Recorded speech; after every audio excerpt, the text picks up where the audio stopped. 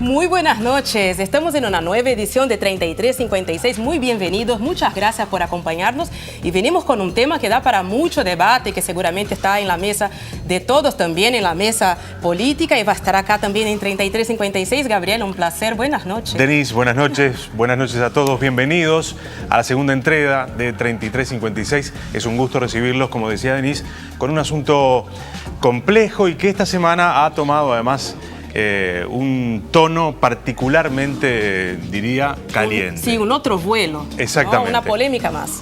Los invitamos a participar. Obviamente el asunto que vamos a estar debatiendo hoy es el de la marihuana legal. Se instrumentó ya hace un mes la venta legal de marihuana en las farmacias. Ese va a ser uno de los temas que vamos a estar tratando en esta edición de 3356. Sí, los invitamos a participar ya desde ya por Twitter. Nuestro Twitter es @3356, ya con opiniones, con críticas, con sugerencias, con comentarios, incluso de la vida personal, para que nosotros podamos también pasar a los invitados, ¿no? Que hay un especialista en el tema y después dos diputados que están dando pelea en veredas distintas. Son las 10 de la noche y 4 minutos. Arranca 3356.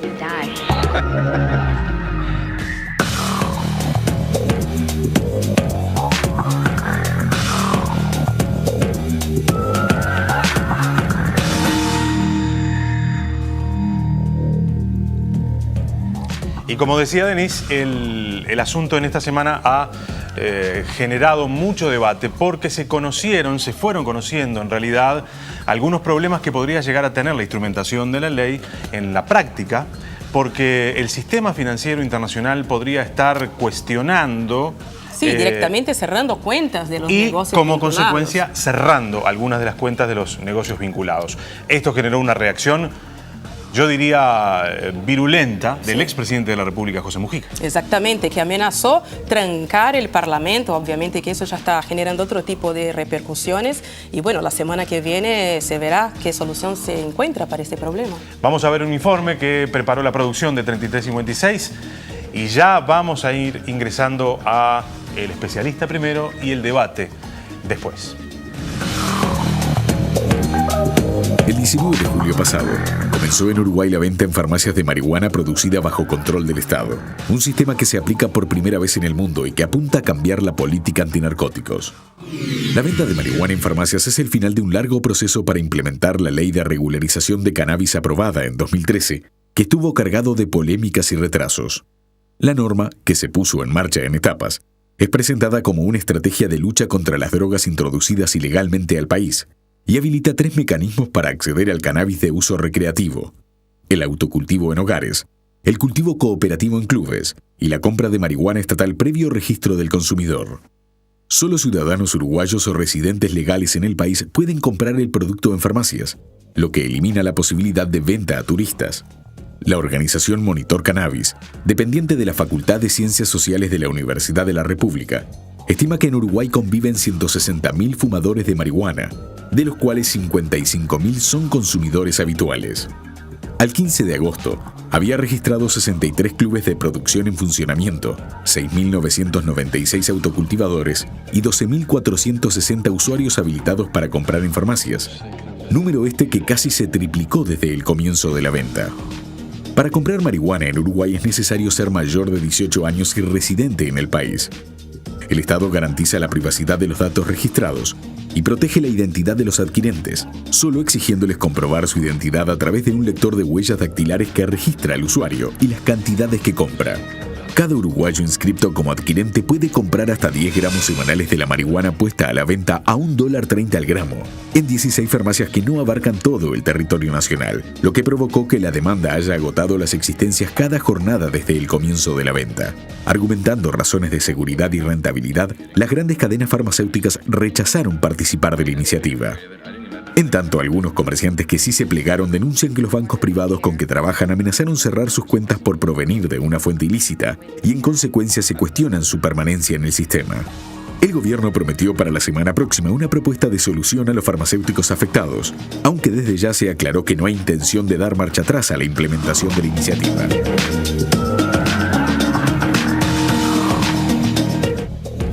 La ley de la marihuana es la ley que nos convoca el día de hoy. Nos acompañan tanto para la primera mesa con el especialista como para el debate Martín Collazo, que es representante de Monitor Cannabis, es investigador por la UDELAR, y los diputados Sebastián Sabini del Frente Amplio y Álvaro Dastugue del Partido Nacional. Ya pueden empezar a comunicarse con nosotros, ya pueden dar sus opiniones, @3356 TNU, ese es nuestro Twitter. Hacemos una pausa y ya venimos.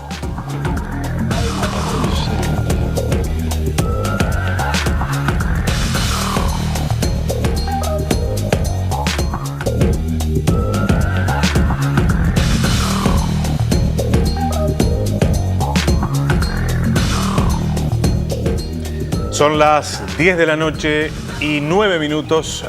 Ya arrancamos con 3356. Denise. Sí, nuestro primer invitado, nuestro técnico de la noche de hoy es Martín Collazo. Martín, muchas gracias por acompañarnos.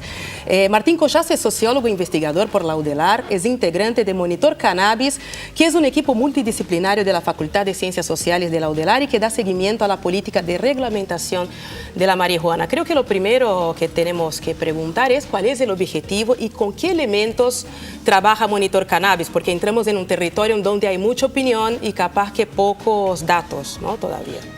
Sí, ¿qué tal? Primero que nada, buenas noches y muchas gracias por la invitación al programa.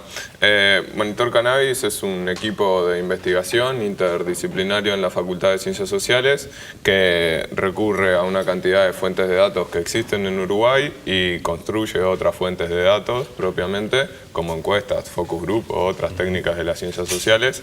Y lo que busca hacer es evaluar y monitorear, dar un seguimiento cercano al proceso de implementación desde un enfoque de política pública, reconociendo cuáles son los objetivos de la ley, cuáles son los instrumentos, las actividades de política pública que son precisas para llegar a esos objetivos y, bueno, viendo cómo se implementan esas actividades de política pública y a qué resultados, qué indicadores de resultados se observan en relación a los objetivos. Los objetivos son mejoras en materia de seguridad asociadas a la violencia que implica determinadas formas de narcotráfico en determinadas zonas del país.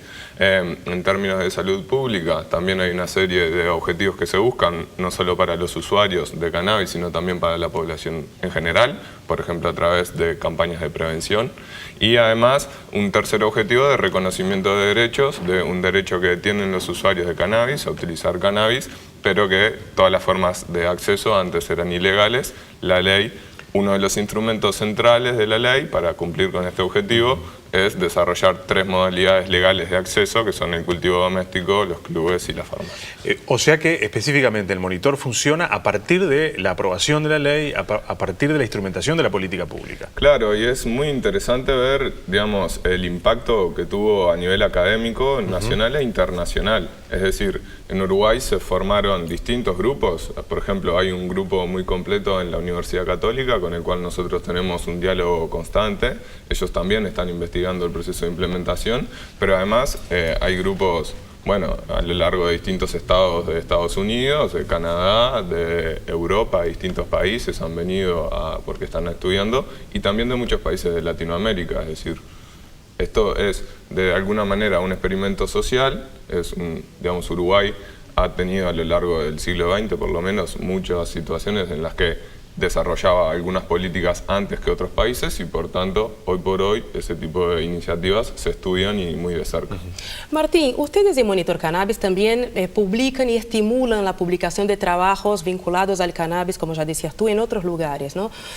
No solo Uruguay. Ahora estamos viviendo el tema del sistema financiero internacional. Algunos estudios ya daban cuenta un poco de ese problema. Es un problema que Estados Unidos está viviendo. Medio Estados Unidos trabaja con marihuana en sus distintas vertientes y algunos bancos, solo 30% de los negocios de la marihuana en Estados Unidos tienen cuentas bancarias. ¿Para ustedes es una sorpresa ese problema o medio que ya veían venir? No, una sorpresa no es. Si uno hace un análisis de prensa rápido, ve que hace algunos años en el proceso de implementación ya se debatía, ya se discutía sobre este tema. Tal vez sí fue una sorpresa la manera en la que, digamos, el desenlace que tuvo este tema en la última semana, porque lo que preveíamos era que ya se había abordado el tema y que no iba a haber como esta contramarcha hacia las farmacias, que todavía no estaba claro, digamos, ¿no? Hoy por hoy lo que sabemos sobre cuáles serán las alternativas que proponga el Poder Ejecutivo es poco, pero probablemente el lunes o los primeros días de la semana que viene se va a saber. Es un tema central que se está debatiendo, por ejemplo, en Estados Unidos, porque el problema que hoy se evidencia acá con algunos bancos, pero en particular, por ejemplo, con el Brow, es la dependencia que tiene nuestro sistema financiero con el sistema financiero norteamericano, no con el internacional, sino con el norteamericano. Entonces, esto que podría ser interpretado como algún riesgo en términos de soberanía, digamos, ¿no? O sea, los bancos que operan en Uruguay no están analizando la ley uruguaya, sino la ley federal norteamericana. Entonces ahí hay todo un gran debate. Hay un gran debate que viene, por ejemplo, de la era Obama, porque durante los gobiernos de Obama hubo, digamos, se desarrollaron modelos tan amplios de regulación del cannabis como el uruguayo, al menos en 7 u 8 países en este momento, y hay 29 que tienen industrias muy grandes de cannabis medicinal. En 2013 ya hubo un pronunciamiento del fiscal general digamos, el fiscal general norteamericano, Cole, en el que de alguna manera no se establecía dentro de las prioridades a perseguir la creciente industria legal de cannabis, y eso habilitó que un conjunto cada vez más grande de bancos dentro de Estados Unidos empiecen a operar con empresas bancarias. Bueno, de hecho hay una guía, ¿no? Hay una guía que fue desarrollada por el Departamento de Justicia y la Red Financiera de Delitos, que de alguna manera da algunos indicios de por dónde ir a la hora de que el sistema financiero se adapte a esta nueva realidad. Claro, de hecho, si es la misma guía que yo entiendo, la que mencionás, hay una clasificación de 3 tipos de relaciones entre entidades bancarias y empresas de cannabis, donde la primera clasificación, digamos, refiere a empresas que pueden seguir operando porque no están acorde con la regulación estatal, y además no atentan contra ninguna de las 8 prioridades que estableció la Fiscalía General para perseguir. Eso hoy está en duda, porque el fiscal general cambió. Con el nuevo gobierno de Trump, el fiscal general ha cambiado. De todas maneras, el trascendido de prensa que presenta Associated Press, la AP, una agencia internacional muy reconocida, es que hace 2 semanas el grupo de trabajo de este fiscal empieza a trabajar en el sentido de que no le va a dar herramientas para poder ir a contrapelo de lo que fue el memorando Cole de 2013, y entonces todavía no hay certezas, pero parecería que, digamos, el sistema bancario norteamericano seguirá operando con empresas que producen cannabis. El dato que nosotros tenemos de una agencia oficial norteamericana es que en marzo de 2017 había más de 360 entidades bancarias, de las cuales más de 250 son bancos, las otras son unidades crediticias que están operando con cannabis. Hay un problema legal en el medio, y cuando esto se hace público, se hace mediático, los bancos enseguida cierran esas cuentas, pero como la Fiscalía General no está persiguiendo eso, los bancos de manera muy creciente están operando con empresas que utilizan. Ahora, Martín, para no quedar tanto en lo puntual, sino en lo más general también, ¿no? Mirar un poco, hay 12.460 adquirientes, como llama el IRCA, que son consumidores que van a las farmacias, ¿no? Después hay 6.996 autocultivadores y 63 clubes de membresía. Está claro que esa es una política que encontró, que tenía una demanda, está muy claro que hay gente que necesita, le gustaría autoabastecerse por las vías legales. Desde Monitor Cannabis, en estos casi 4 años, ¿no?, de aprobación de la ley, ¿cuáles son los puntos positivos y cuáles son los puntos negativos que ustedes como técnicos ven de esa política? Hay una primera diferenciación que hay que hacer que tiene que ver con lo que es el acceso para todo adulto, digamos, el uso recreativo se le ha llamado, aunque hay discrepancias sobre eso, pero el acceso que cualquier adulto residente puede hacer a través de farmacias, clubes o cultivo doméstico, eso por un lado, y el otro, lo que es el acceso a productos de calidad terapéutica, ¿no?, de uso medicinal. En relación a lo segundo... Que es la pata de la ley que todavía no está funcionando. Eso, claro. En relación a eso hay, digamos, atrasos en la implementación mucho mayores. En relación a lo primero, lo que se vio fue que las 2 modalidades que de alguna manera dependían en mayor medida de los usuarios, fueron las que inicialmente se desarrollaron, autocultivo doméstico y clubes. A nivel del cultivo doméstico, con una cobertura de usuarios mayor a la esperada, digamos, ¿no? En Uruguay, hoy por hoy, hay un número ampliamente creciente de cultivos domésticos registrados, y además la última información de la última encuesta de hogares lo que nos muestra es que hay un sistema de solidaridad en el abastecimiento, en el sentido en que un cultivo es una red de confianza, digamos, ¿no? De personas conocidas, donde hay cultivadores y personas que se abastecen de ese cultivo, que en el caso de que esté registrado es una conducta legal. Eso por un lado se observa. Por el otro lado se confirma que la venta en farmacias era de las tres modalidades la que más la que va a tener una cobertura significativamente. Que se va a expandir más rápidamente, ¿no? Exactamente, porque sabemos que hay 160.000 personas que declaran utilizar cannabis en el último año, y además hay 55.000 de esas que son usuarios habituales, de manera que los 12.000 personas adquirientes que están inscritas hoy representan un porcentaje significativo, y además en el marco de un plan piloto que tiene dificultades en los puntos de dispensación, y todavía queda un universo de usuarios, de posible población objetivo o beneficiaria, que todavía no está incluida dentro del modelo de regulación. Si uno hace una cuenta un poco sencilla y quizás hasta antojadiza, si uno suma los 12.400 usuarios registrados, más los integrantes de los 63 clubes canábicos, más los casi 7.000 autocultivadores, podríamos estar hablando de 20.000 personas que ya están dentro del circuito legal. Sí, más, cerca de 7.000 más tal vez, o alguna más, que se abastece de los cultivos domésticos, y eso también está dentro del esquema de regulación. Esto, en materia de impacto en el negocio ilegal de la marihuana, ¿qué puede llegar a significar? ¿Podemos hacer una estimación hoy? Sí, podemos hacer, partiendo de algunos supuestos, ¿no? Por ejemplo, colocándole un precio al gramo, que es el precio que se establece el mercado para el precio de gramo en el mercado, que establece el Estado, perdón. En ese caso, sí, por ejemplo, en este momento ya podríamos decir que por los cultivos domésticos registrados y los clubes de cannabis, cerca de las 34 toneladas que estimamos que se consumen en Uruguay, también a partir de 2014 podemos tener datos más precisos del volumen de la demanda. De esas 34 toneladas que se consumen, cerca de 6 toneladas ya estarían siendo producidas en el marco del cultivo doméstico registrado y de los clubes. Probablemente algunas toneladas más también son producidas por cultivadores domésticos no registrados que están cometiendo una falta administrativa, pero no una falta penal. Entonces, eso por un lado.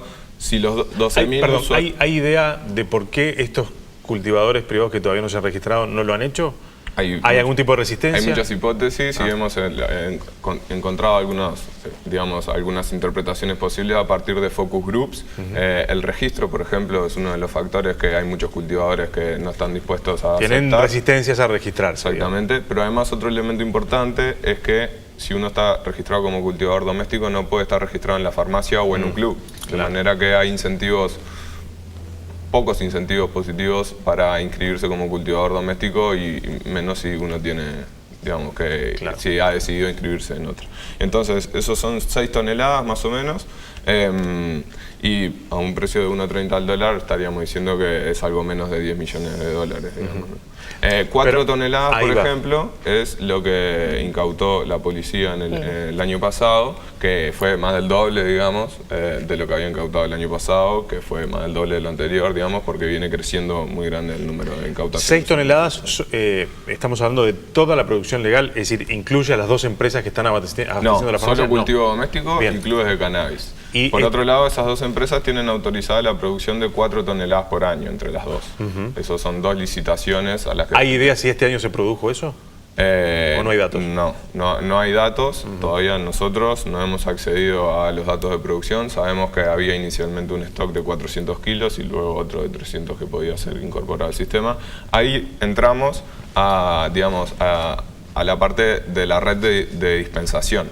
Entramos ahí a la cantidad de farmacias y a su distribución en el territorio. Y entonces ahí lo que tenemos que ver es que el número de farmacias es muy escaso todavía. Sí. Claro. Incluso 16 farmacias puede haber sido la mitad de lo necesario para un plan piloto, porque, digamos, en Montevideo las farmacias están concentradas en el centro y en la costa. Tendría que haber al menos, bueno, tendría que haber más farmacias en Montevideo, claro, y tendrían que estar ubicadas en el oeste de la ciudad, en el norte, en algunos puntos centro.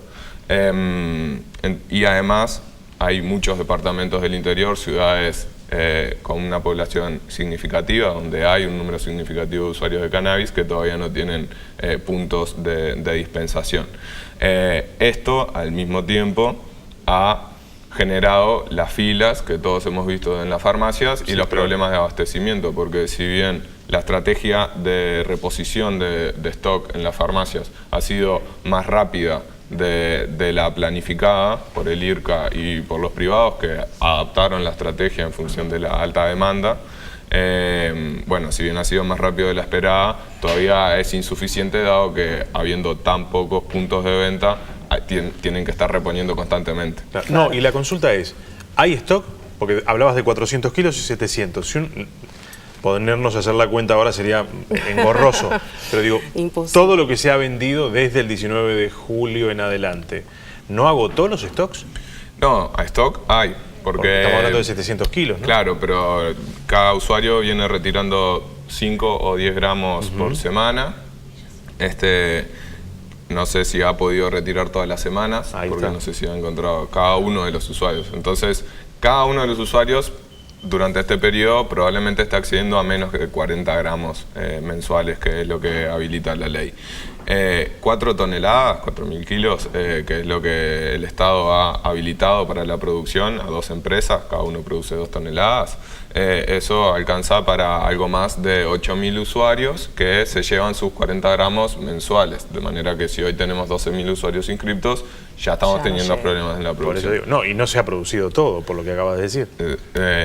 Claro, no, todavía no está todo Estamos producido, lejos de las 4 toneladas. Pero las empresas pueden, digamos, ir produciendo a lo largo que pasan los meses, digamos, ¿no? La planta tiene un proceso, pero ahí todo se escalona el proceso de producción y se puede ir sacando nuevos stock. De todas formas, el número de farmacias todavía es escaso y la cantidad producida también todavía viene siendo escaso. De manera que estamos ante un plan piloto que ha tenido muchos componentes positivos en este primer mes de implementación, porque bueno, se ha mostrado que el modelo funciona, que no hay grandes tragedias, digamos, una vez que se comienza a expender cannabis en farmacias. Y bueno, han empezado a reconocerse distintas problemáticas, como esta de los bancos que hablábamos antes. Creo que también la prensa mostraba, digamos, la satisfacción, por ejemplo, de los farmacéuticos en relación al inicio del sistema, la satisfacción de los usuarios respecto a que pueden estar accediendo. También hubo una encuesta de Cifra que mostró que la desaprobación a la venta en farmacias, que ha sido la modalidad más desaprobada desde el inicio, es 50%, que hace poco era más de 60% y hace algún tiempo era 70%. Entonces, había un conjunto de elementos que mostraban un inicio correcto de esta modalidad de farmacias, y esta situación del sistema bancario norteamericano ha colocado sobre la mesa un tema que, por ejemplo, le ha colocado dudas muy significativas a las farmacias para saber si se incorporan al sistema. Claro.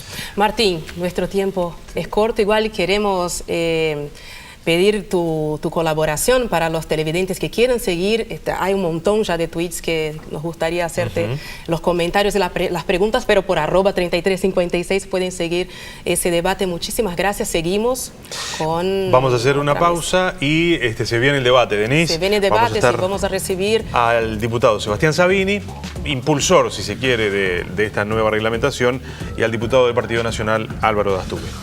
Martín, muchas gracias. Muchas gracias y a las órdenes. Hacemos una pausa.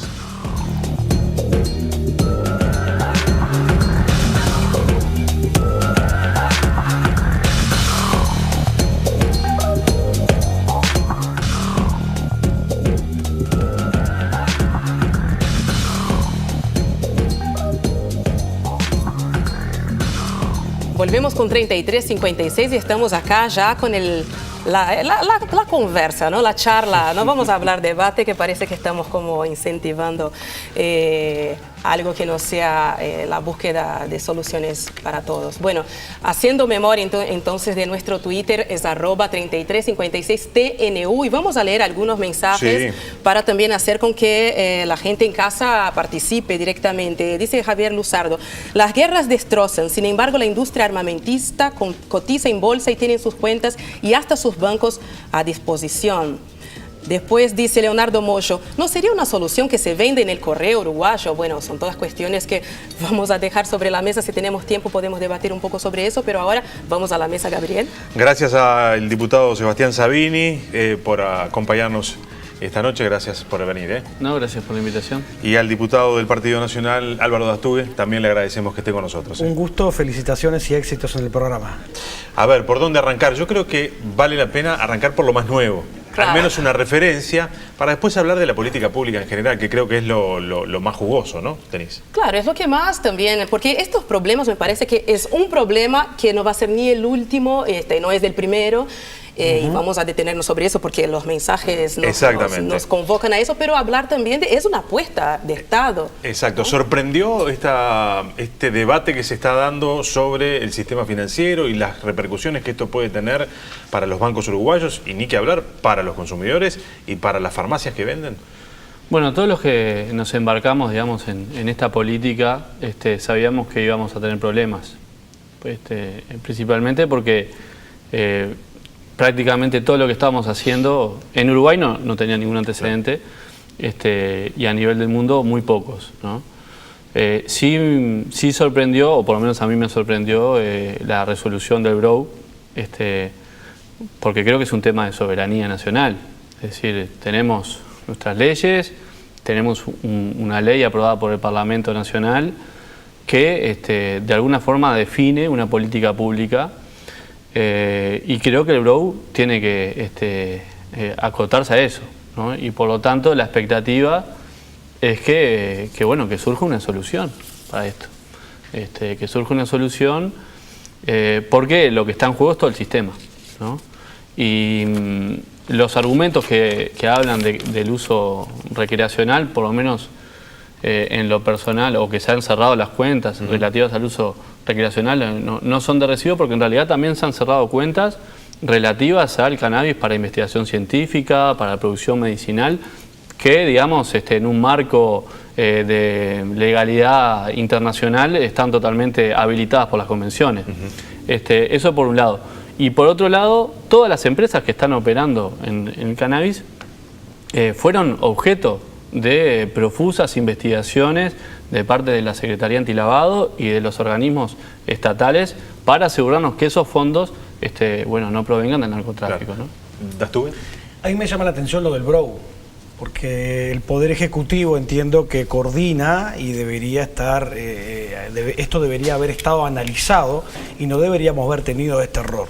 No me sorprende que la aplicación de la reglamentación de esta ley continúe mostrando errores y continúe mostrando improvisaciones, porque ha estado plagada desde el momento de la aprobación allá por fines del 2013. Lo de los bancos internacionales ya lo sabíamos. Sabíamos que iba a acontecer. La gran preocupación es por qué no existió una coordinación o una puesta a punto con las empresas privadas que se ofrecieron a vender la marihuana. Estoy hablando de las 16 farmacias que hoy se ven en un aprieto, se ven en un problema, y creo que los consumidores en este caso sufren una circunstancia adversa. Pero bueno, entiendo yo que ha estado plagada de errores esta aplicación de la reglamentación, así que a mí no me sorprende. Empecemos a hablar de la implementación de la ley, de la política de Estado. ¿Cuáles son algunos de esos errores, algunas de esas improvisaciones? Así ya comenzamos a intercambiar sobre los aspectos centrales. Correcto. Yo creo que se empezó a discutir por allá, el diputado sabe más que yo, fue redactor de la ley, pero se comenzó a discutir por allá 2011, 2012, 2013, se aprobó, como dijo hace 4 años aproximadamente, casi 4 años aproximadamente que se aprobó la ley, que tengamos estos errores es bastante extraño. Pero a mí lo que más me preocupa es la escasez. ¿Pero qué errores? Por ejemplo, lo primero que hicimos fue licitar para que vengan las empresas luego de la aprobación. Después producimos, después cosechamos, después buscamos quién iba a distribuir. Recién después de la cosecha prácticamente buscamos quién iba a distribuir. Supuestamente las farmacias estaban comunicadas, supuestamente las farmacias estaban en coordinación con el Poder Ejecutivo. Nosotros formamos parte de la Comisión de Adicciones, y en la Comisión de Adicciones pasaron todos los centros de farmacias, Cámara de Farmacia, los químicos farmacéuticos, los ingenieros químicos, y el 80% aproximadamente, todos dijeron que no estaban de acuerdo con que las farmacias vendieran. Entonces, después que está todo pronto para la venta, recién comenzamos a buscar quién iba a distribuir. De hecho, tenemos 1.200 farmacias en nuestro país. Y el Poder Ejecutivo ha logrado que solo 16 y ahora 15 vendan. Me parece que fue poco serio la apuesta de que hoy no esté distribuida en todo el territorio nacional. ¿Sobre esto, Sabini? Bueno, yo creo que hoy deben estar muy contentos los narcotraficantes y los viejos conservadores.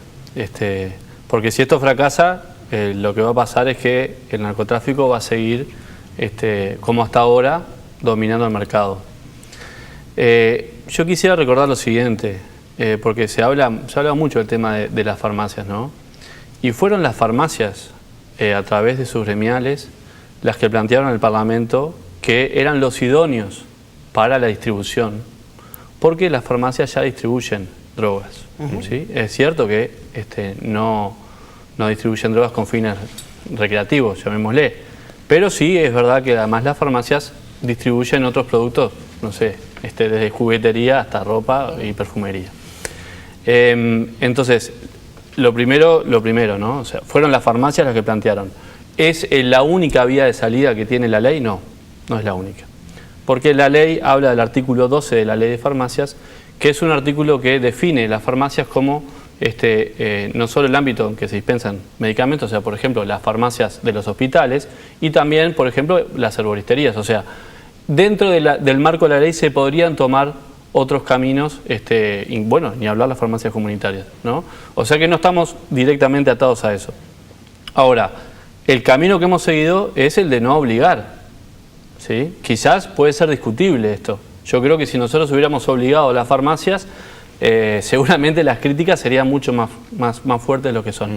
¿Por qué no obligar? Bueno, porque entendemos que esto es parte de un proceso, ¿no? Y ese proceso implica no la obligación, sino el convencimiento. ¿Y el convencimiento que está llevando? Bueno, que los usuarios se acercan a las farmacias, que no hay problemas con los usuarios, que no hay problemas de seguridad, ¿sí? Y que por lo tanto esos problemas que se pensaban que existían. Yo voy a contar una anécdota. Uno de los químicos que estuvo en el Parlamento dijo: van a venir los usuarios a robar cannabis. Eso muestra una desinformación absoluta de cómo es el comportamiento de los usuarios de cannabis, ¿sí?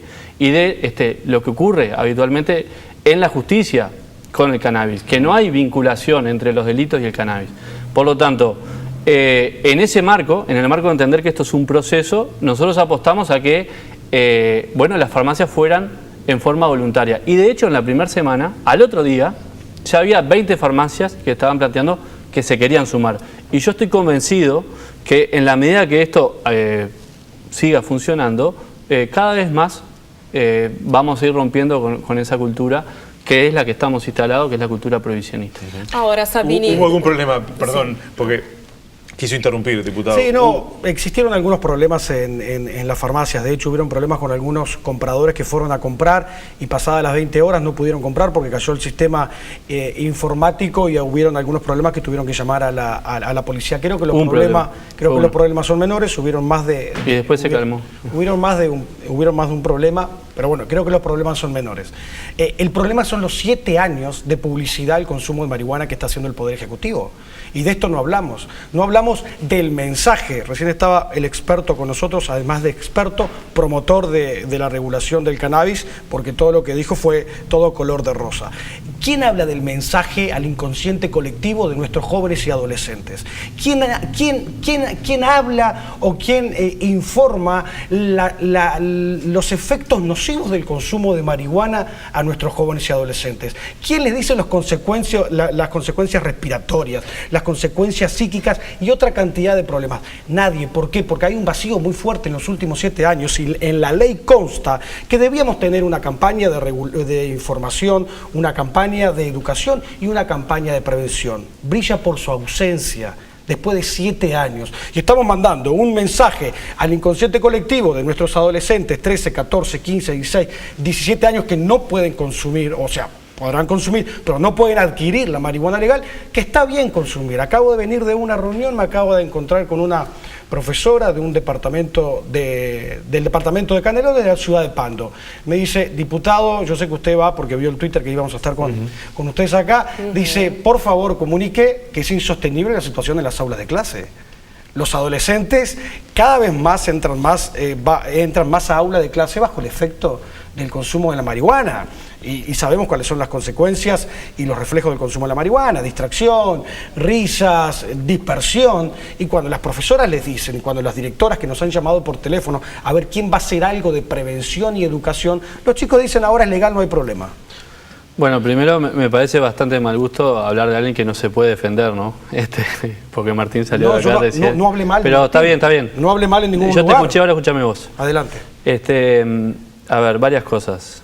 El consumo de cannabis viene creciendo en todo el mundo desde por lo menos del 2000 en adelante. En Uruguay se duplicó del 2000 al 2014, sin ley.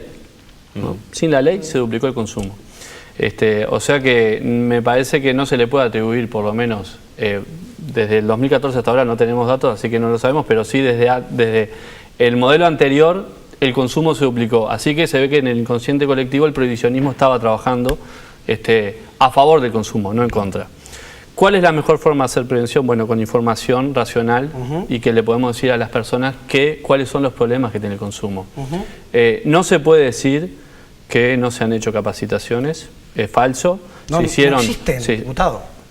Se hicieron en este último tiempo, 150 docentes recibieron capacitación, pero no es de ahora la capacitación. ¿Eso no es información al consumidor? Eso es porque tú estabas planteando el trabajo en el sistema educativo. Pero además el sistema educativo viene trabajando hace bastante tiempo en este tema, ¿sí? Y la Junta Nacional de Drogas y las juntas departamentales de drogas tienen la posibilidad de trabajar en el tema de la prevención. Y además se realizaron las campañas. Ahora, esta idea que está instalada, que dice que como regulamos estamos promoviendo el consumo, es totalmente falsa, ¿sí? Estamos promoviendo el consumo si le decimos a las empresas que pueden hacer publicidad, que pueden hacer marketing, que pueden hacer promociones, como en el caso del alcohol. ¿Sí? ¿Cuándo se redujo el consumo de tabaco en este país? Cuando prohibimos el consumo, las publicidades. Cuando prohibimos las publicidades, el consumo en los adolescentes se redujo a la mitad. Y esta ley, entre otras cosas, prohíbe la realización de publicidad. ¿Sí? Por lo tanto, nosotros analizamos el mercado de drogas como un mercado que puede ser regulado en sus diferentes aspectos. Tomamos la experiencia positiva del tabaco, ¿sí? Y lo que estamos haciendo es brindar un canal regulado a los usuarios, que antes no tenían. O sea, todos esos usuarios antes tenían que ir al narcotráfico. El que decidía qué consumía y cómo lo consumía era el narcotraficante. Ahora, los usuarios, no los menores, ¿sí? Porque los menores no pueden, al igual que con el tabaco y con el alcohol, ¿sí? Pueden acceder de un modo seguro y de alguna forma asegurando sus derechos. Porque además esos usuarios antes estaban en conflicto con la ley o en un eventual conflicto con la ley. Y no fuimos nosotros justamente los primeros que planteamos, sino que fue justamente el candidato a presidente del Partido Nacional. ¿Sí? Pero yo ese argumento que dice que estamos promocionando el consumo, la verdad que me hace bastante ruido y además creo que cada uno, por lo menos a partir de que es adulto, toma las decisiones que quiera, ¿sí? Ahora, la pedagogía del miedo fracasó rotundamente. Porque esto que dice el diputado es el discurso instalado de los últimos 60 años. Decirle a la gente que si fuma marihuana se le va a sacar el cerebro y eso no pasa. ¿Es un problema el consumo de drogas? Es un problema el consumo de drogas. ¿Es un problema para todos los usuarios? No. Para algunos usuarios es un problema muy grave. Para otros no. Para la mayoría no lo es. Que no quiere decir que reduzcamos cuáles son los riesgos de consumir drogas. Aclarando lo que decía el diputado, parece que para él está mal ser promotor de la ley. Porque yo hablé de Martín, que está aquí detrás de cámaras, digo, además de técnico, promotor de la ley. No hablé mal de él de ninguna manera y de ninguna forma. Es una falta de respeto referirse a alguien que no está en la mesa y que no se puede defender. Usted está equivocado, solamente que se hable mal de la persona y yo no hablé mal de la persona. Solo dije que era un promotor de la ley.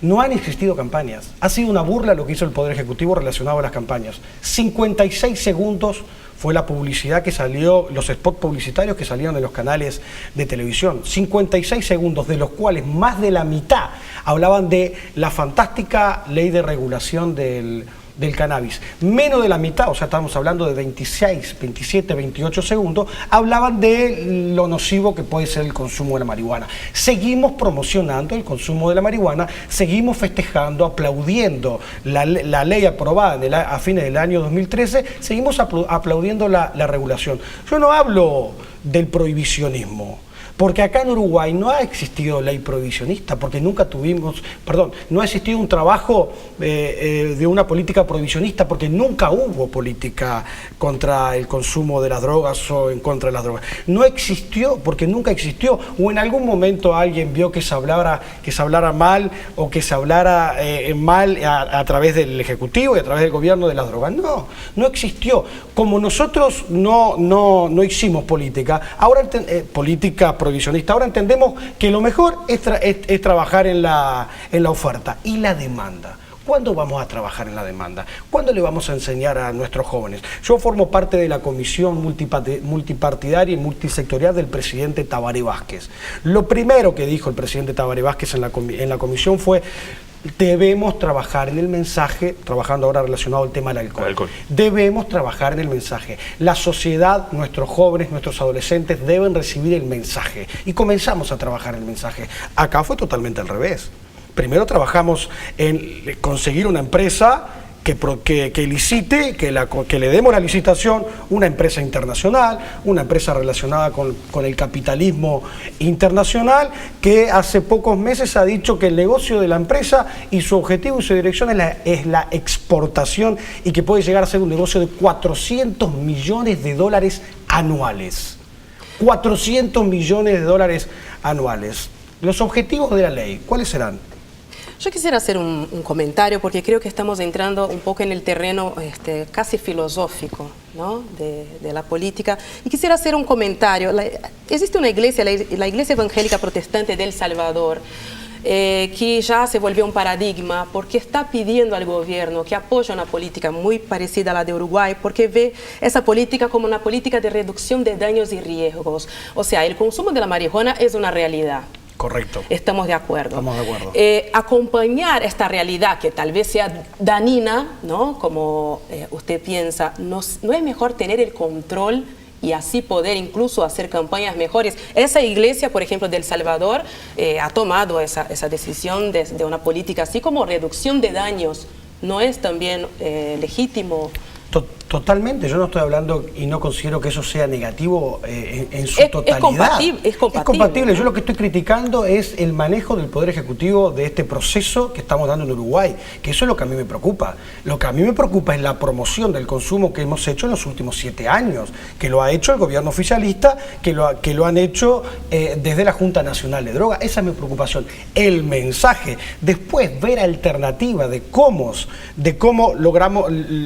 podemos brindarle a los 21.000, porque ese es el dato que tiene la encuesta de hogares, no 55, yo no sabía que existían 55.000 consumidores habituales. El dato que tengo yo de la encuesta de hogares son 21.500, 21.700.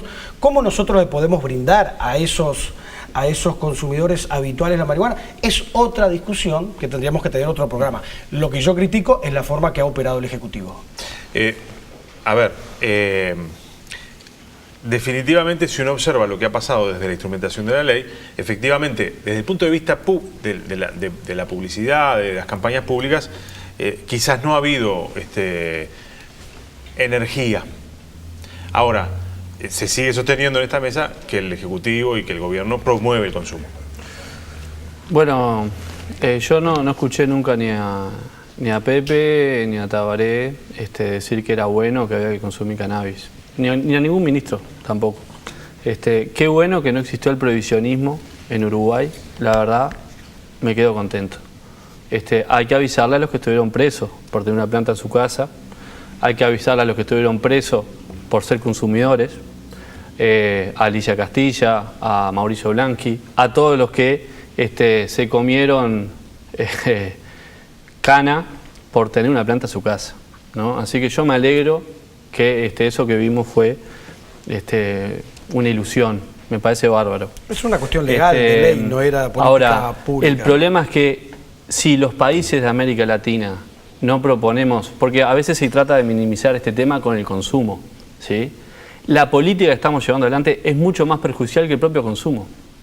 ¿Por qué? Porque el mercado negro está financiando el crimen organizado, el mercado negro de drogas. Y el crimen organizado, con esos recursos, con esos millones de los que hablaba Martín hoy antes, financia la trata de personas, la venta de armas y todas las actividades ilícitas que se les ocurra. Y todo se hace por el sistema financiero. Y además, nosotros, los países del sur, estamos poniendo los muertos en esta guerra. Los está poniendo México, los está poniendo Colombia, los está poniendo Bolivia, los está poniendo Brasil. Claro, en Uruguay ese fenómeno es más chico, pero existe. Existe y hay una red de narcotráfico que maneja recursos y que promueve y genera violencia. Y ese es lo que hemos demostrado en este corto tiempo, no promoviendo el consumo, sino regulando el mercado, es que es posible quitarle el mercado al narcotráfico a través de una vía diferente que la bélica. Lo decía ¿Sí? Martín, ¿no? Eso es posible y lo hemos hecho. Y esa es la enseñanza que está dejando la regulación. Ahora, la gente consumía antes de la ley y va a consumir con ley o sin ley. El problema que tenemos que pensar es las políticas públicas para los que tienen problemas de consumo, ¿sí? Que es un porcentaje, en el caso del cannabis, menor. Ahora, ¿existe? Sí existe. Y cuando yo tenga un adolescente adelante, le voy a decir, mirá, lo mejor es que si querés probar cannabis, esperes a que seas adulto. ¿Por qué? Bueno, por una razón de desarrollo intelectual, de desarrollo físico.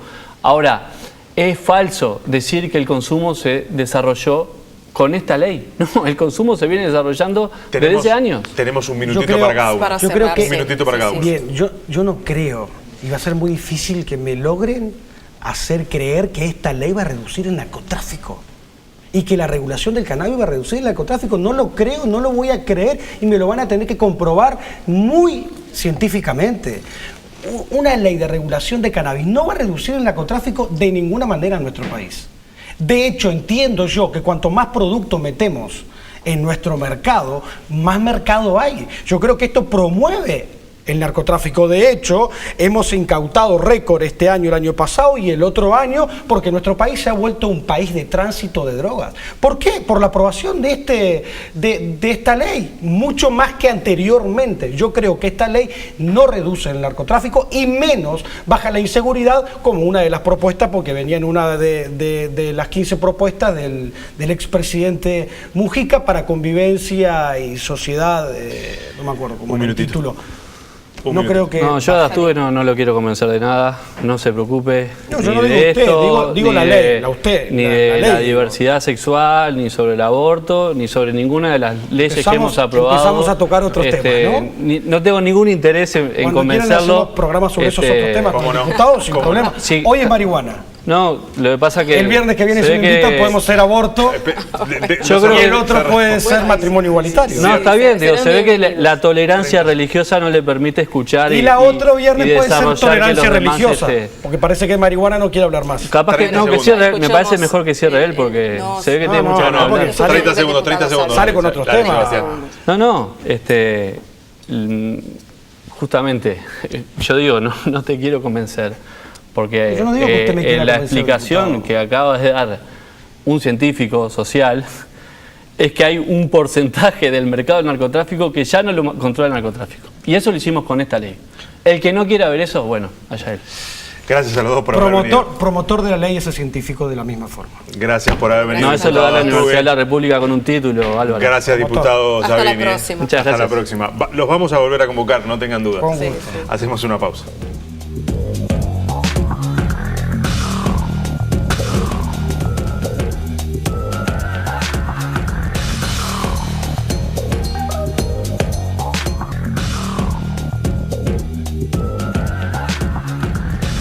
Apenas 2 minutos nos separan de las 11 de la noche.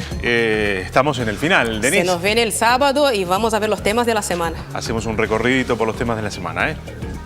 El terrorismo volvió a golpear el viejo continente esta semana. En Barcelona, un atentado del Estado Islámico dejó 14 muertos y casi 100 heridos cuando un camión ingresó a las ramblas peatonales y atropelló a quienes transitaban por el concurrido paseo. La Cancillería aseguró que no hay uruguayos entre las víctimas. El acto terrorista fue el primero de una seguidilla de incidentes presuntamente relacionados que se registraron en el entorno de la capital catalana. En tanto, también se registró un ataque a civiles en Finlandia, atribuido a motivos terroristas que dejó 2 muertos y 6 heridos de arma blanca. Esta mañana llegó a las costas de Punta del Este el primer cable submarino de Antel que permitirá a la empresa proveer internet a otros países. Con una longitud superior a los 10.000 kilómetros, la conexión de fibra óptica va a conectar directamente a Uruguay con Brasil y de ahí con Estados Unidos. Tiene una vida útil de 25 años y costó $70 millones a Uruguay y fue construido en colaboración con Google, una empresa brasileña y otra de Angola. Esto pone a Uruguay, digamos, preparado para los tiempos que se vienen, ¿eh? En conexión literal con el mundo. Exactamente. ¿Verdad?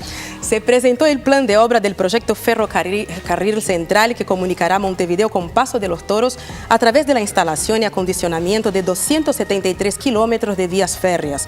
La iniciativa implica modificar entre el 15% y el 20% del trazado existente entre los dos puntos. Se aguarda que el llamado a licitación internacional se realice el mes que viene, previendo el comienzo de las obras entre marzo y julio próximo. Con añoro aquellos viajes en tren que hacíamos cuando éramos chicos. Quizás nos toque de nuevo. Y ojalá. Quizás nos toque de nuevo. Denise, nos reencontramos el viernes que viene, ¿te parece? Sí, sigan escribiéndonos @3356TNU. Los esperamos el viernes que viene acá. Gracias por habernos acompañado. Buena noche, buen fin de semana para todos. Nos reencontramos el viernes que viene. Chao.